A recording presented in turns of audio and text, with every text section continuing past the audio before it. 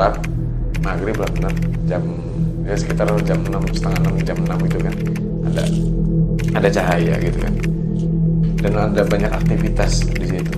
Saya ingat betul banyak orang jualan di situ, Mas.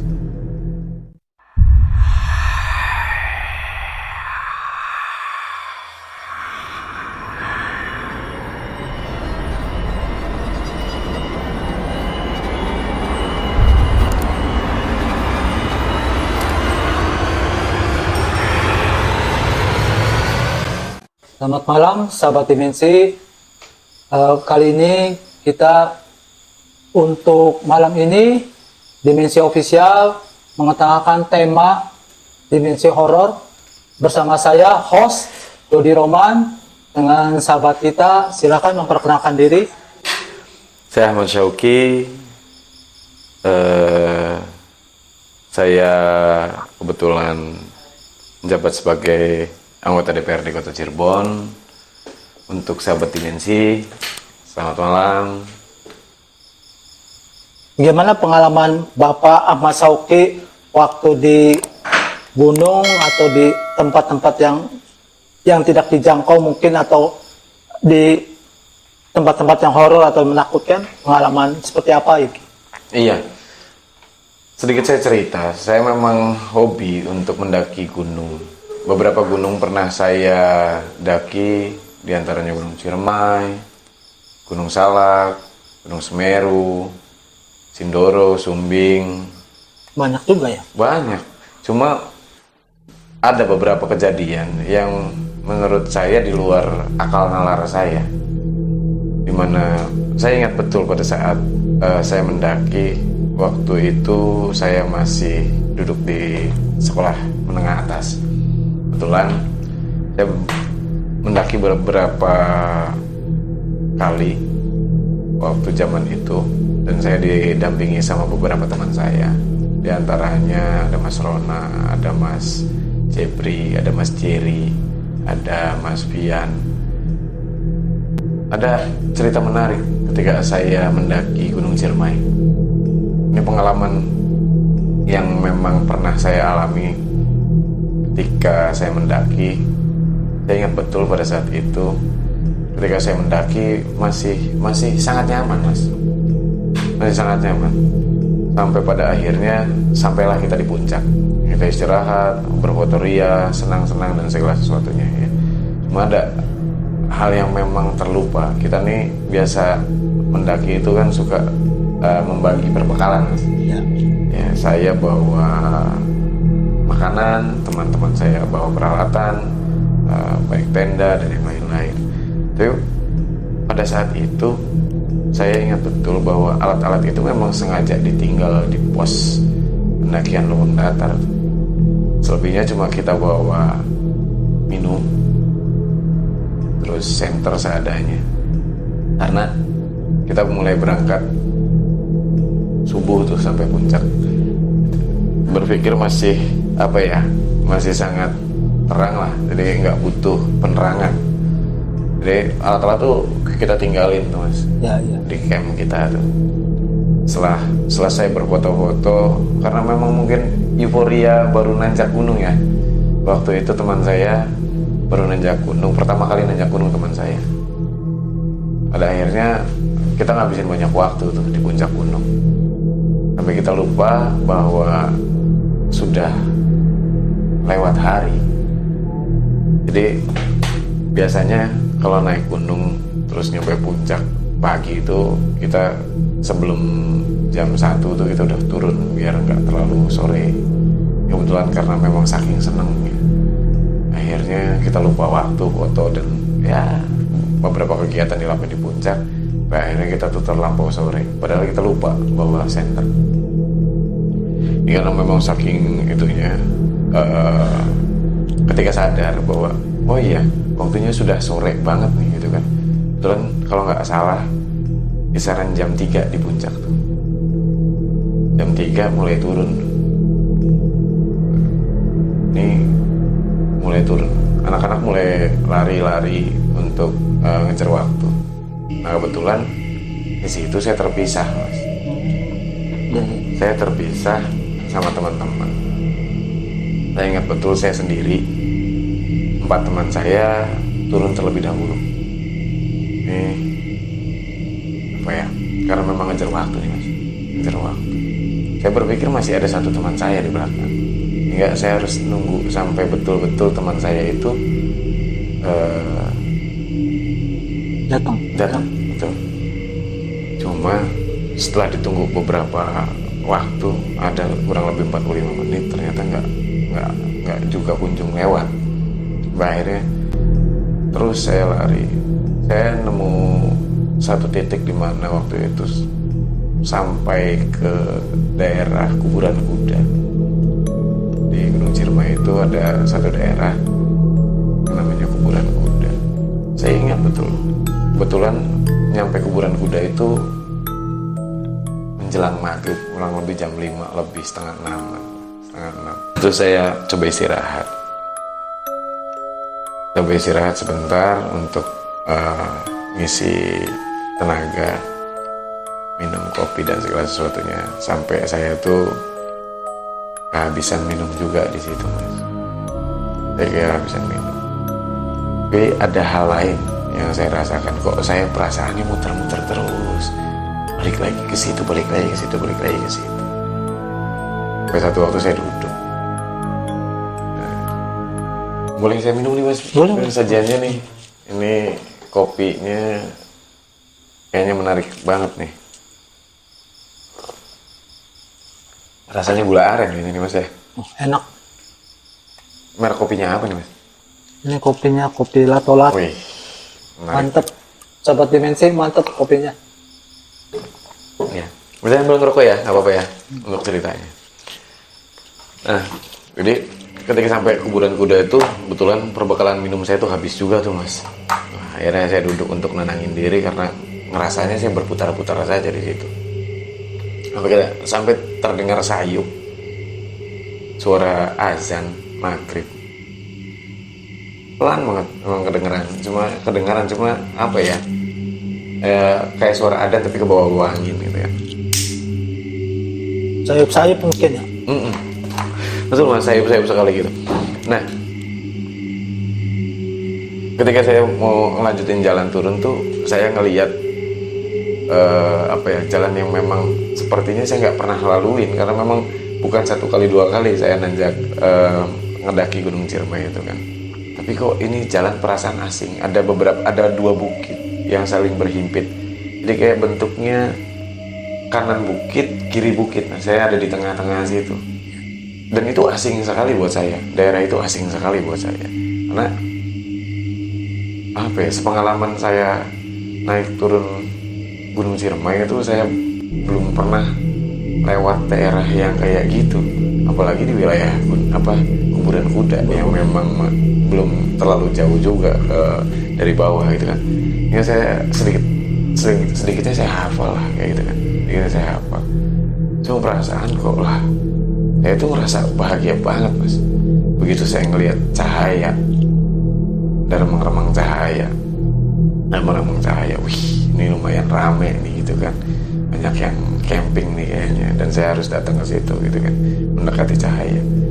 Ayo terus saya lewatin daerah itu.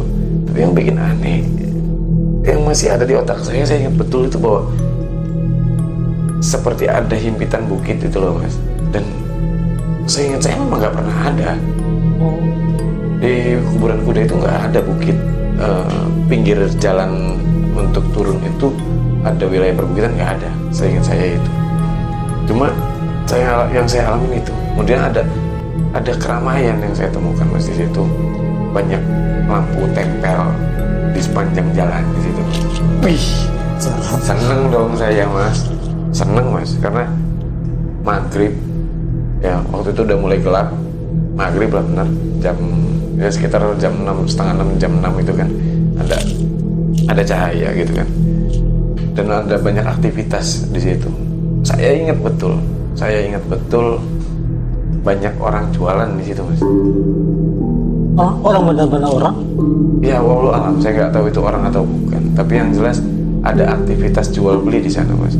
Saya saya ingat betul ketika saya jalan di antara bukit itu, kemudian di situ ada lapangan yang nggak terlalu besar lah, hampir mirip sama daerah yang ada di Luwung Datar itu, ya nggak jauh besarnya sama Luwung Datar itu.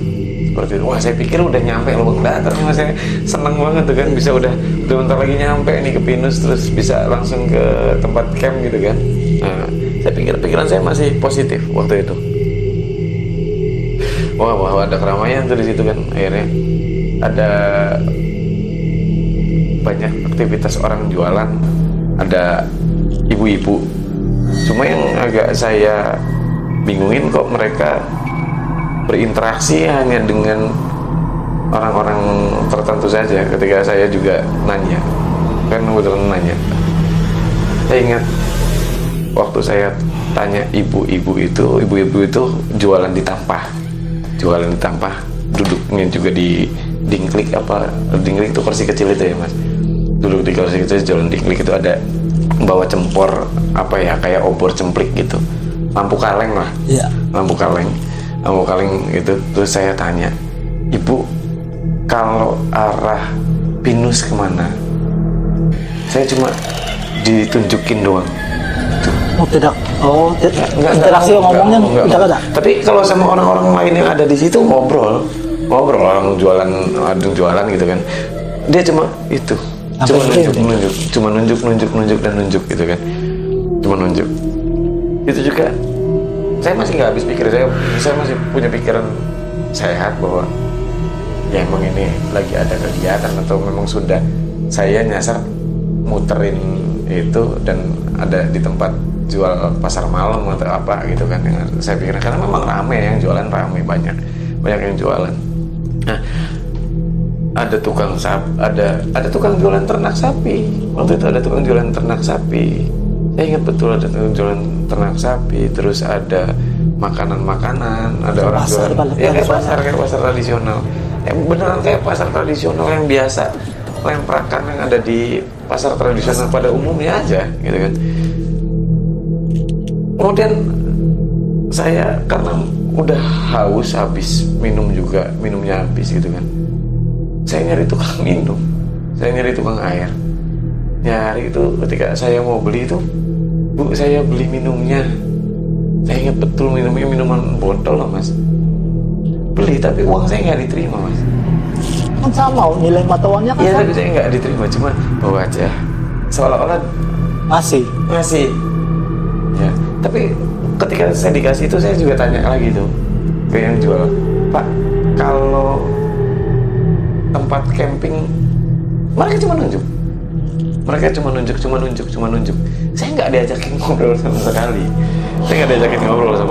Bukannya mirip-mirip manusia, pada waktu seperti kelihatan manusia, akhirnya berpikir positif, nanya kan gitu. Iya, ya saya memang di otak saya memang cuma ya yang saya lihat memang manusia mas, nggak ada bentuk-bentuk mengerikan dan yang lain nggak ada. Memang manusia cuma beraktivitas kayak orang pasar malam. Ya kalau Mas Dodi pernah nonton layar tancap, ya kayak lagi orang layar tancap terus dagangan mas. Iya. Bukan orang semua kelihatan udah nonton. Iya serius gitu. Ya sama, tapi ini sih bedanya cuma orang lagi jualan, dan di situ ada orang yang jualan ternak juga. Tapi tidak ada kecurigaan sama sekali. Sama sekali mas, jangankan lagi curiga. Saya cuma berpikir, alhamdulillah saya sudah ketemu sama orang gitu kan. Berarti kan memang tempat camping saya nggak jauh dari situ mas. Udah aja. Akhirnya saya ditunjuk. Nah akhirnya saya nurutin tuh, tapi terlihatin orangnya itu ya memang berinteraksi pada seperti biasa saja. Bahasanya bahasa Sunda atau bahasa Sunda. Waktu itu yang saya dengar, ya kebetulan saya bisa sedikit bahasa Sunda lah, agak paham juga bahasa Sunda. Memang terdengar ada asing dan cepat ngomongnya tuh mas. Nah, udah nyampe situ akhirnya saya itu lanjutin tuh perjalanan. Ya saya minum air kemasan itu saya minum, ya, normal. Sampailah saya itu di perkemahan, tapi ya nurutin nurutin petunjuk orang-orang yang tadi saya Udah tanya. dikasih Ada tahu ya? ada tiga tukang jualan yang saya tanya. Saya ingat betul, mama yang jualan makanan kecil, geblok kayak gitu, apa ya, uli, limpung yang kayak gitulah. Apa ya, makanan-makanan kudapan itu. Yang kedua tukang air. Tukang air di situ juga ada kayak pop mie macam-macam tuh, mie, iya. mie kayak gitu juga ada gitu. Warung-warung. Warung kayak warung gitu, kayak warung. Yang ketiga ibu-ibu yang bawa belanja, yang saya tanya. Tapi ya semuanya ketika saya tanya cuma nunjuk. Ada, tapi bener, saya baru ingat. Ada salah satu yang memang jawab, eta caket dan deket dah. Oh, udah deket. Eta caket dan deket dah. Itu cuma itu. Kan itu eta caket dan deket dah. Udah. Tapi otak saya waktu itu masih alhamdulillah udah banyak warga mas, gitu kan. Dan terus akhirnya saya sampai turun lah, udahlah. Saya akhirnya nyampe. Kebetulan memang senter juga saya nggak bawa kan, nggak bawa. Karena memang dibawa sama teman-teman saya sebelumnya gitu kan, yang tadinya sudah ditinggal di lorong datar alat-alat. Nah, pas nyampe bawah itu ingat betul di tempatnya Pak Urip saya, di salah satu penjual warung di situ. Saya istirahat di situ. Saya nanya tuh mas sama Pak Urip, Pak, kalau di atas lagi ada acara ya? Nggak ada. Itu ada yang jualan lah. Kamu ada-ada aja. Kenapa bener? Jualan apa? Pak Urip bilang gitu. Ya ada yang jualan makanan, ada yang jualan sapi, ada jualan macam-macam. Ada sayur mayur dan segala sesuatu kata saya gitu. Terus Pak Urip ngomong ke saya gini, Mas, kamu bawa tas aja repot. Gimana orang mau jualan sapi di atas? Allah. Saya baru kepikiran, Mas. Dari situ mungkin gak ya apa yang saya lewatin itu memang bukan tempat yang seharusnya. Terus Pak Urip nanya, emang mas beli sesuatu gak? Beli Pak. Beli apa? Saya kasih tahu air kemasan yang memang saya beli waktu itu. Saya beli ini minuman. Beli diterima uangnya? Enggak. Terus Pak Urip tiba-tiba langsung ngomong, Alhamdulillah mas. Nah saya nambah bingung mas di situ. Nah emang kenapa Pak? Alhamdulillah. Ya alhamdulillah mas, nggak diterima uangnya. Dan sampai hari ini saya nggak pernah tahu jawabannya. Kenapa Pak Urip itu bersyukur ketika saya beli minuman itu tapi uangnya nggak diterima sama penjualnya. Ya, dan sampai hari ini pun ya saya nggak tahu tempat mana yang saya jalani, saya lewati itu nggak tahu. Yang jelas saya ingat betul kuburan kuda. Kebetulan jalan ke situ pas ada keramaian kan. Ya memang kalau mau turun itu kan memang trek di Gunung Ciremai itu kan nggak terlalu banyak mas untuk apalagi kalau udah nyampe ke kuburan kuda itu kan berarti memang mendekati wilayah-wilayah perkemahan gitu kan. Akhirnya ya dari situ kan saya cuma ya yang saya nggak habis pikir tadi itu memang daerah itu daerah yang memang belum pernah saya lewati sebelumnya. Yang kedua, di daerah itu juga terdapat beberapa aktivitas yang memang mungkin ketika saya sadar kali ini saya anggap tidak wajar, tapi waktu saya lewat ya masih saya anggap wajar-wajar saja. Jadi yes, mungkin ada teman-teman sahabat dimensi yang punya pengalaman hal yang serupa sama saya. Tapi sampai hari ini wallahu a'lam bishawab, saya nggak pernah tahu tuh apa yang saya alami apa yang saya jalani ketika saya turun dari pendakian saya di Gunung Ciremai. Ya saya sih berharap apa ya, tidak membawa efek negatif pada saya dari kejadian-kejadian yang pernah saya lewati. Ya walaupun memang bukan cuma sekali, 2 kali mas saya pernah ngalamin kegiatan yang apa ya, di luar nalar. Iya, gitu. Ya kalau lihatan orangnya pada normal, jadi kita berpikir normal karena ada pasar kan. Ya lebih mirip pasar kalau kata saya. Pengalamannya sungguh seram banget.